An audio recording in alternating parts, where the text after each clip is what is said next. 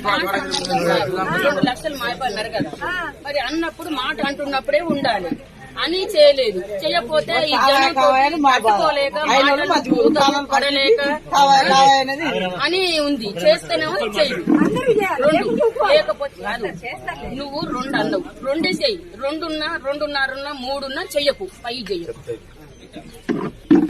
అట్లా జనం ఉన్నారు. ఒక్కొక్కరు చెప్పు 1 లక్ష 1.5 లక్షల 2 లక్షల వరకు ఏదో టెక్నికల్ ప్రాబ్లమా ఏదో ఉంటే దాన్ని కూడా సరి చేసి మొన్న 2,278 కోట్లు ఆ పైసలను జమ కాగానే మీ అకౌంట్లో అందరికి ఇవ్వాలని గవర్నమెంట్ డిసైడ్ అయింది. ఎందుకంటే ఒకసారి ఇచ్చేస్తే మళ్ళీ అడగడు కదా, అందుకోసమని ప్రభుత్వం ఇంకో మాట చెప్తాయి. పోయిన సంవత్సరం ఉన్న సర్కారు 3 లక్షలు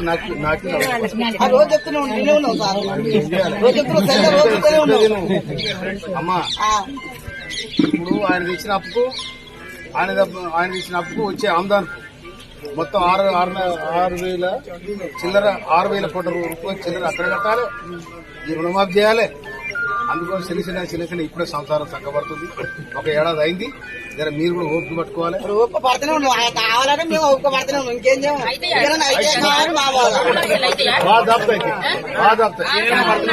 డబ్బులు పోయి యాసంగిది వస్తుంది, ఇది లేదు అది లేదు. సర్పంచ్ ఓటు ఒక్కటి కూడా